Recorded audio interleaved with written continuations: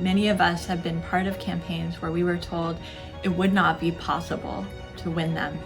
But then through persistence, through good strategy, through lots of hard work and the amazing work of our volunteers, we have been able to win those campaigns.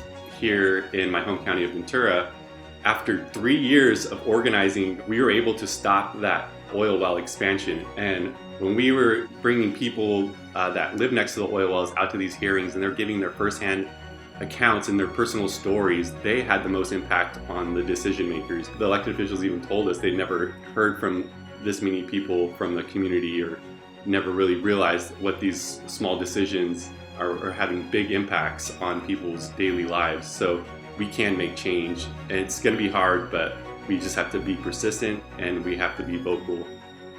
We need to realize that our role in government goes beyond voting. I see this every day working with our organizers. Everyday people making phone calls, sending texts, showing up at meetings, making public comments. And that's, to me, that's what gives me hope that we can make the change that we need to have happen.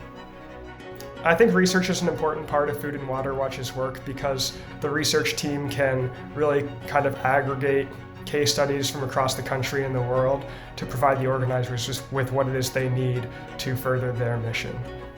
One thing that I'm really proud of that my legal colleagues have accomplished is we sued EPA saying that they were violating the Federal Clean Water Act by not requiring CAFOs to monitor the water quality surrounding their operations, and we won.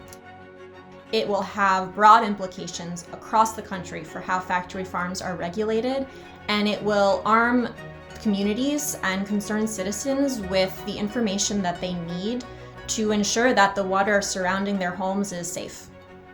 Energy Transfer had spilled 28,000 gallons of drilling fluid into the lake, and when Josh Shapiro was coming to make some announcement at the lake, I was behind him. He couldn't see me as much as the press could that were recording him, but I felt like it got our message out to the public that the permits needed to be pulled and that they were paying to pollute.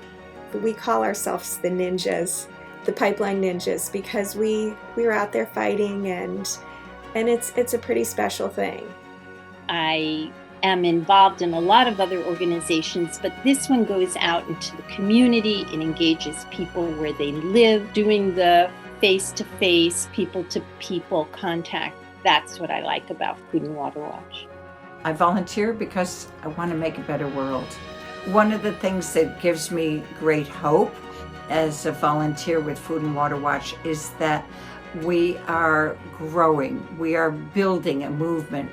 I really, enjoy going to the different places, going to different politicians' offices, and it's important. They work for us, and, we need to get things done.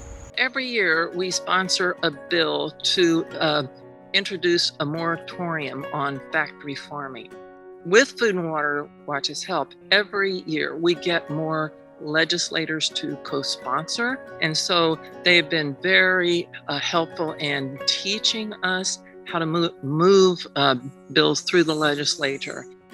My favorite part of working with Food and Water Watch is definitely meeting new people. And I think that's also something that gives me hope, is seeing all these people show up for issues that affect them and their community. And that's really what we do at Food and Water Watch. We have a long vision about what needs to be done. We are uncompromised in speaking to what needs to be done. And then step by step, we work and have the victories that you need to get there.